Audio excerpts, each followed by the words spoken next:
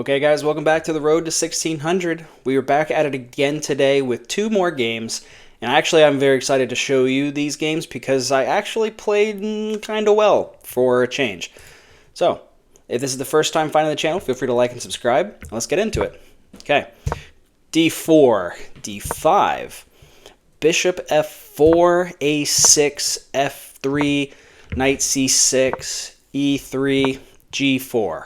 We've seen this before. We'll probably see it again. Nothing too crazy out of here. You know, if he takes, that's fine. I'm going to go back and take anyway.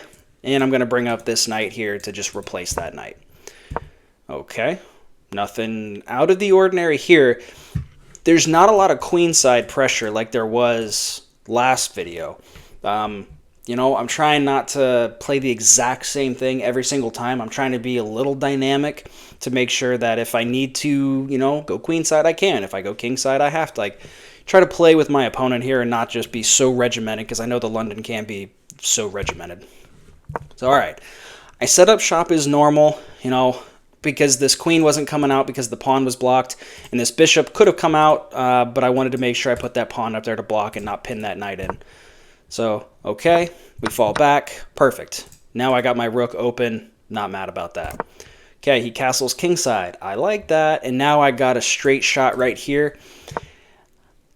What I want to do is get developed and remember to castle. I know 100 million times I see this type of setup in the London, and I'm like, oh, sick. I don't have to castle because I want to use this rook to go straight up the h-file. Like, I don't want to castle. But if I'm able to castle queenside, perfect. That way I can get my king out of the middle and start to actually play a little bit of offense. So what I'm really trying to do here is I'm trying to get my queen right over here. And then I'm trying to figure out how to get my queen right over here. But this knight is blocking it, and I hate that. That's my biggest pet peeve, is like, how do you remove this knight? I think one good way to do it is when your dark square bishop is right here, you push your dark square bishop here, force the knight to move, or if you can somehow bring this pawn up to try to kick that knight out. But I think to myself, like, okay, let's set up the battery, and let's get it happening. Because, I mean, yeah, he's got two pawns over here, and yeah, this guy is staring down here, he's staring here. But I also have some defenses as well. I'm not, like, completely shut out, like, of defending. So I have a good attack going on. I got 1, 2, 3 pieces kind of ready to attack, and, like, if I really, really, really, really need to, I could, like, push my knight up here to try to put some more pressure on this square. But he decides to take, and I was pretty proud of this. Maybe I shouldn't, because it wasn't solid chess, and it was hoping that he would take the bait. I sacrificed my rook. The eval goes all the way to the floor, but what I wanted him to do was I wanted him to take me with his knight, because then I can just shove my queen right in there, and that's it. And that's what he does. And that's probably pretty risky. I probably know I shouldn't do that. But hey, that was pretty fun. I'm not going to lie. I enjoyed that. I was like, let's throw this out there. Let's see if he takes the bait. And he took the bait, and it was actually pretty fun. I'll take that 10 times out of 10. So, I mean, even if, you know, he didn't take the bait, I could take over here, or, you know, keep the queen over here. And yeah, I'm down a rook, but I could slide this guy back over here as well. And, you know, I had other plans, but relatively quick game, we take those. Okay, next game, playing as black. So e4, e5, knight f3, knight c6. Now I didn't know what to do here, because I was like, okay, take. I have nothing in the middle, and he's got a queen and a pawn in the center. But I was playing around with this after, and that's the best computer move. I felt super awkward, so I was like, screw it, let me just make a check. Like, he's going to push his pawn anyway. I don't know what to do, so let me just fall back. And now I have no development. Everything's bad. And I just lost my pawn. So let's just try to get some development. Maybe we can fight for for the e4 pawn. I don't know. I just need to get some development. And let's kick the knight out. Let's castle. Okay. I'm in a bit of a bad spot. You know, I'm not in a good position. So let's see if we can just salvage this somehow. So he brings his bishop out. I try to kick the knight out. That works. Again, I'm trying to develop as quickly as possible. So let me bring my bishop out. I lose the pawn. But let's just kick that bishop back out. And the eval bar is not liking what I'm doing here. So I was like, I need to break this up. So let's push pawn here. I was thinking, take, I don't know. And then maybe come out here. I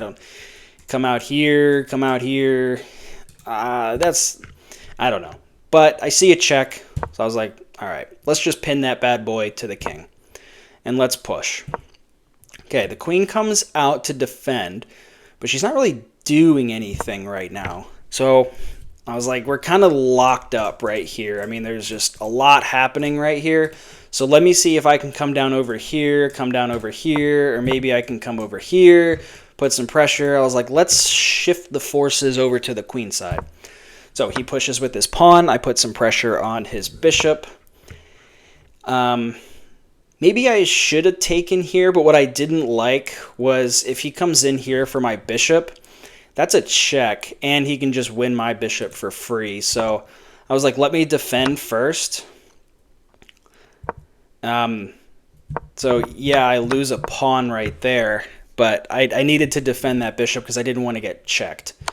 So he comes in for check again, take. So I scoop it up here.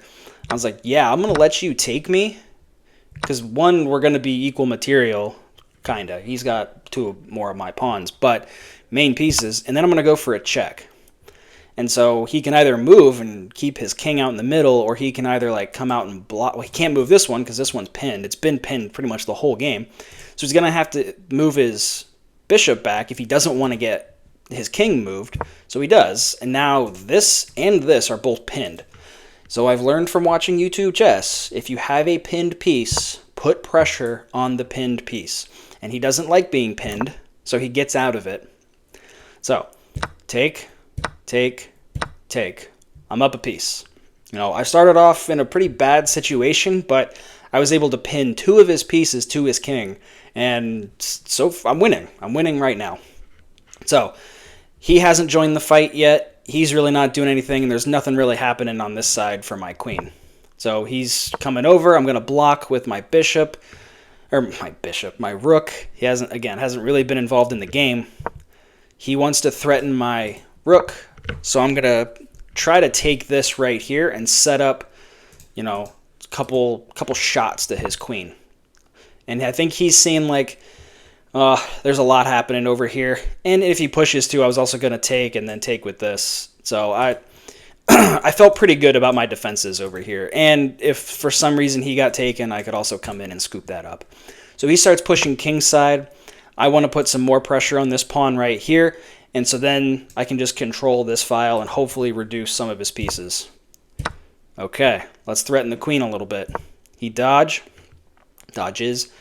So let's do a little bit of trading, and now I have a bishop and a bishop. I keep saying that. I got a knight and a queen to his one queen. So let's not mess this up. All right. So take, push. I like it. But now I'm going to try to trade queens because I can, between my king and my knight, I can figure out a way to take this pawn. I don't know how just yet, but I'll figure it out. So he decides to take, which is interesting because he can't push forward because I can just take again. So this pawn here is the critical pawn. But I'm willing to trade queens because if for some reason I can get this piece, homeboy here is running home.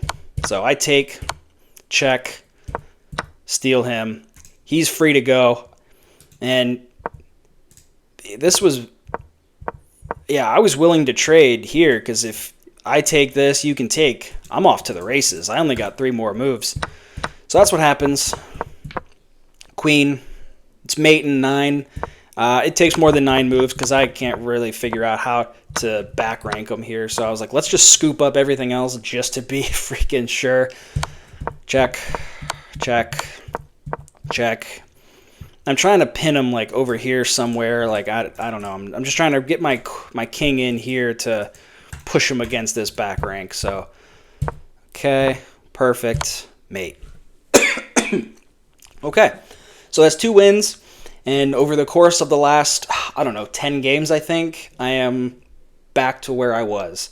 I was up, I was down, I was up, I was down, mostly down, but I am back to where I am, and I was practicing a little bit today, and I think it's probably good for me, and I don't know if it's good for you guys to do the same thing, but after any game, like, take a 10-minute break, take a 15-minute break, just relax, clear the head, come back to the next game with a clear mind and ready to play, disciplined chess, which, again, I rarely do. But I enjoyed these last 2 games. I'm back to where I am, and tomorrow I'm going to look to try to get ahead. I want to get to 850. I want to get to 900. I want to get to 1,000. And I think by me taking a little bit of a break each time after a game, I think I can probably clear my head and get there. So if you made it this far in the video, once again, I really, really do appreciate it. Thank you guys for watching. Feel free to like and subscribe as we continue to grow, and I'll catch you guys in the next one. Thanks.